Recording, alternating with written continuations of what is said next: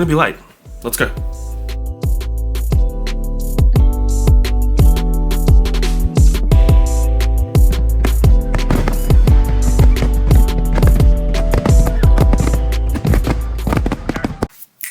What's going on, guys? Welcome back to the channel. My name is Thomas, and I'm just going to jump on here and show you my version of the Purrely deck.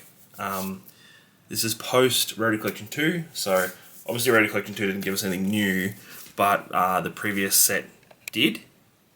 So without further ado, I'll jump straight into it. I went X1 at my last locals when there was 20 players, so I think by tiebreakers I came third. Yeah, so I won round 1 and 2, lost round 3, won round 4. Came out third out of 20.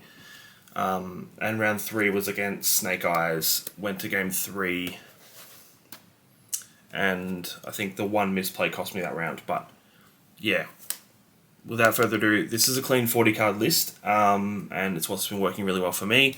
So we'll jump straight into the profile and I'll show you guys the goo.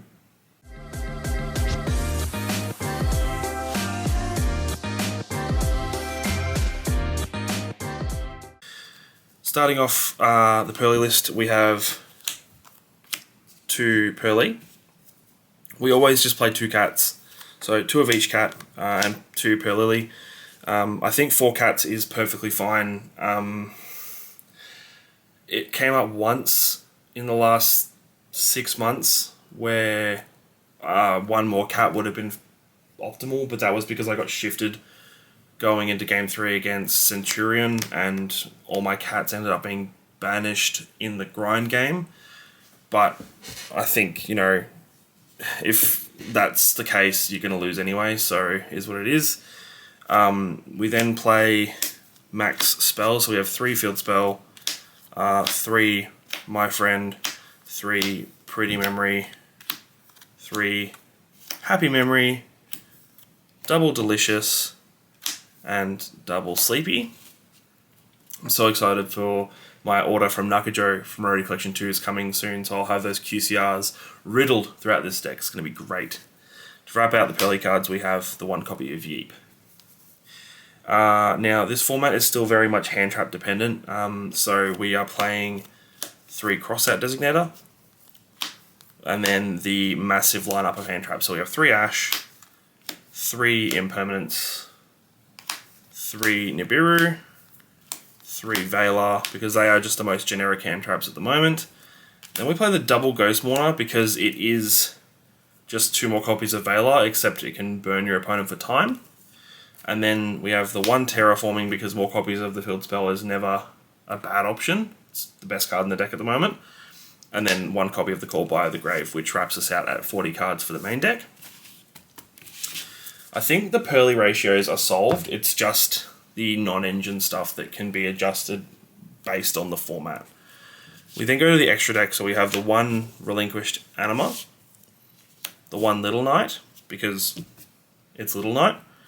We play the Protector of the Agent's Moon for skill drain removal or any sort of removal that we need, because it resolves. If you pop itself and target 1 card in the field and pop, it resolves off the field, so it's, you know, it can out most things.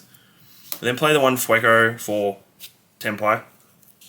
Plump because basic Purrely ratios are basic.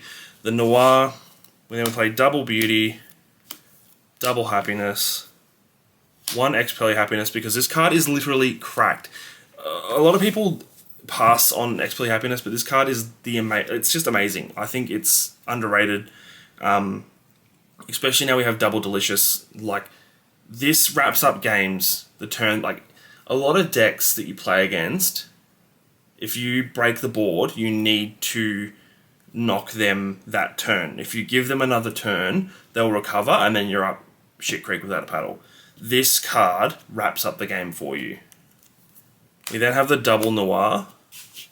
And then these 2 cards I rarely ever make, but they're still very good to have, is Zeus and Sky Crisis.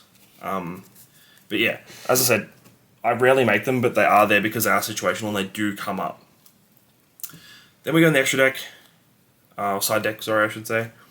Play the 1 Duster alongside with 3 Cosmic. This is just back row hate because the deck generally deals with everything else really well, so 4 back row hate's fine.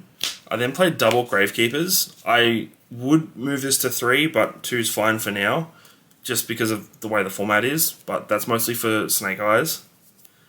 We then played triple Di-Fi. This Floodgate is Floodgate.